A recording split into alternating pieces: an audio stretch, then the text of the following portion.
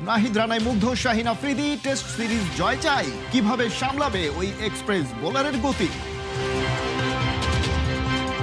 Simmons এবারে গড়তে চান ইতিহাস, কোথায় পেলেন এত তীব্র আত্মবিশ্বাস? বাংলাদেশের হয়ে খেলতে নেদারল্যান্ডসের পাসপোর্ট ছাড়বেন না নিলয়, বাফুফের মিশন এভাবেও ব্যর্থ হয়। এবার আমেরিকানদের প্রতি ইরান ফুটবল প্রধানের সতর্ক বার্তা, আইআরজিসিকে অপমান করা চলবে না। কিংবদন্তি সব ফাস্ট বোলার প্রডিউস করেছে পাকিস্তান। ওয়াকার, ওয়াসিম, শোয়েব আক্তারদের উত্তরসূরিদের একজন শাহিন আফ্রিদি। 22 গজে নাহিদ রানার ঝড় মুগ্ধ করেছে তাকেও।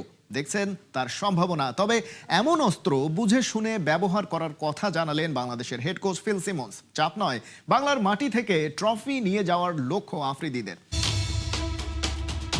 বাবর আজম, নাহিদ রানা বন্ধু যখন শত্রু, এই তো সেদিন পিএসএল এর ফাইনালে নাহিদের বিধ্বংসী স্পেল, বাংলাদেশি স্পিড স্টারকে নিয়ে আনন্দে মেতেছেন পেশোয়ার জালমির কাপ্তান। সপ্তাহ না পেরোতেই এখন সেই বাবরই হয়তো নাহিদের ভয়ে কাঁপছে। উইকেটে সবুজ ঘাস স্পষ্ট, সেরি বাংলার পিচ দেখে ব্যাটারদের চোখ কপালে আর পেসারদের জিভে জল চলে আসার কথা। কন্ডিশন আর ফর্ম বিচার করলে বলাই যায় বাংলাদেশ পাকিস্তান টেস্ট সিরিজে x factor Chapai Nawabganj express. সফররত দলের তারকা পেসার শাহিন শাহ আফ্রিদিরও নাহিদকে নিয়ে কৌতূহলের শেষ নাই। আমি শন টেইটের সঙ্গে কথা বলেছিলাম। আমার মনে হয়েছে নাহিদ বাংলাদেশের জন্য দারুণ সম্ভাবনাময়। আশা করব তারা তাকে সুন্দরভাবে ব্যবহার করবে। সাম্প্রতিক সময়ে নাহিদ অনেক সাফল্য পেয়েছে। আশা করব আমাদের সঙ্গে সে ভালো খেলবে না।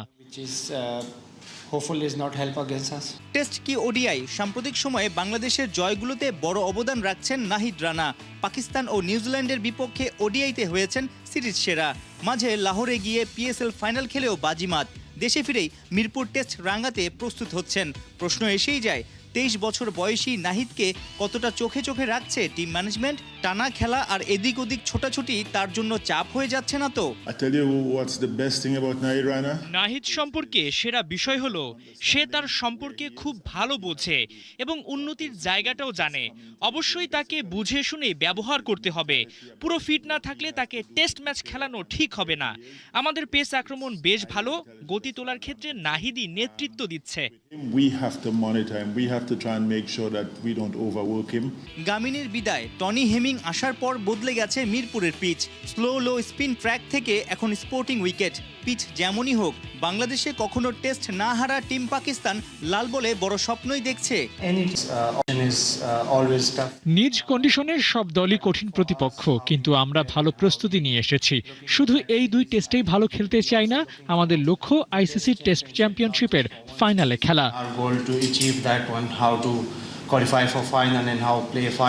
মিরপুরে বাংলাদেশ পাকিস্তান সবশেষ টেস্ট হয়েছিল 2021-এ। সেবার টাইগারদের ইনিংস ব্যবধানে হারিয়েছিল আফ্রিদিরা। নতুন ইতিহাস গড়তে চান ফিল সিমন্স। দেশের মাটিতে পাকিস্তানের বিপক্ষে টেস্ট জয়ের স্বাদ নিতে চান টাইগার হেড কোচ। লম্বা সময় পর লাল বলে খেলতে নামছে টাইগাররা। তবে সিমন্সের দুশ্চিন্তা নেই, কারণ সবকিছুই চলছে পরিকল্পনা মতো। শুক্রবার ঢাকা টেস্ট শুরুর আগে জানিয়ে দিলেন শান্তর এই দলে আত্মবিশ্বাসের কোনো কমতি নেই। অপেক্ষা, দু চোখের পলক যেন পড়ছে না। দেয়ালের বাধা টপকে অপলক দৃষ্টিতে তাকিয়ে আছে ওরা। ক্রিকেট স্টারদের না, এদিন ক্যামেরার লেন্সটাও তার অপেক্ষায়।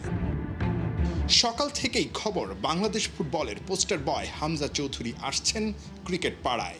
সব আগ্রহ যেন হামজাকে ঘিরে। প্রেস কনফারেন্সে এসে সাংবাদিকদের সংখ্যা আর কম ক্যামেরা দেখে টাইগার হেড কোচও অবাক। I first of all noticed that it's a small group today, so Phil Simmons তখনও জানতেন না মিরপুরে আসছেন হামজা। নিজের বিজ্ঞাপনের শুটিং, সঙ্গে হামজার দেখার কথা টাইগারদের প্র্যাকটিস। তার আসার খবরে ক্রিকেটারদের মাঝেও যেন ফুটবলের নেশা ধরেছে।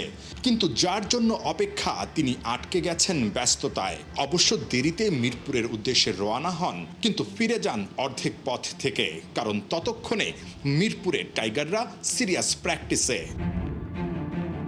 পাকিস্তানের বিপক্ষে সবশেষ সিরিজটায় টাইগাররা ওদের হোয়াইট ওয়াশ করেছে। রাওয়ালপিন্ডির স্মৃতিটা কি শান্তরা মিরপুরে ফিরিয়ে আনতে পারবে? it's history. That history is gone. You're talking about history now. So We want to make new history now. So রাওয়ালপিন্ডির ইতিহাসটা এখন অতীত, আমরা নতুন ইতিহাস গড়তে চাই।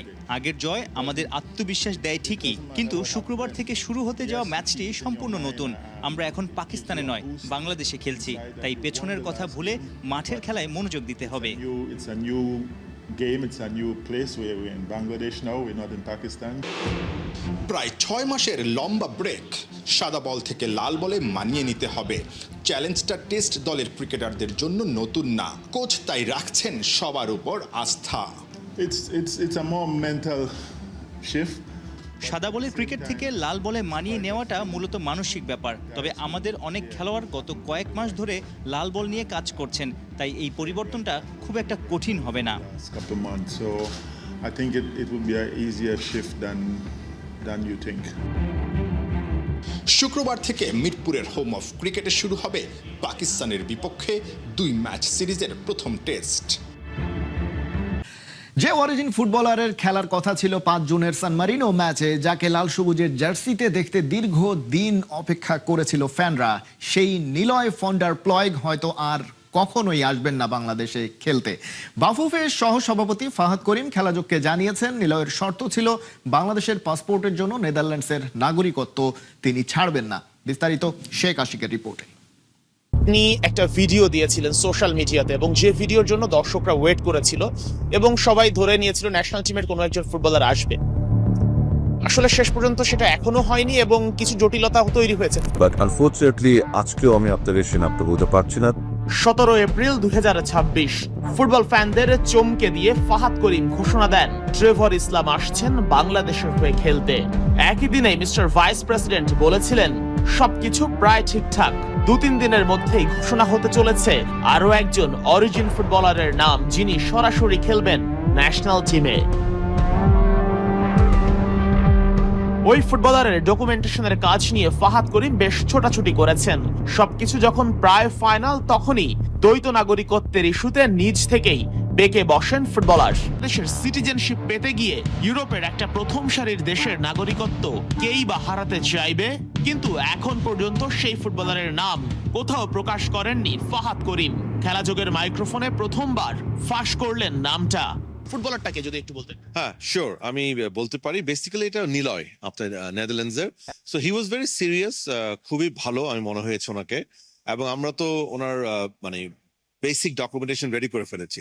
বাট আনফর্চুনেটলি এটা হয়তো উনি আগে খেয়াল করেন নাই। সো নেদারল্যান্ডসে একটা ল আছে যে আপনি যদি সেকেন্ড পাসপোর্ট নেন তাহলে অটোমেটিক্যালি আপনার ফার্স্ট পাসপোর্ট, যে ডাচ পাসপোর্টটা থাকে না। নাহিদ রানার বোলিং নিয়ে চিন্তিত পাকিস্তান টেস্ট দল।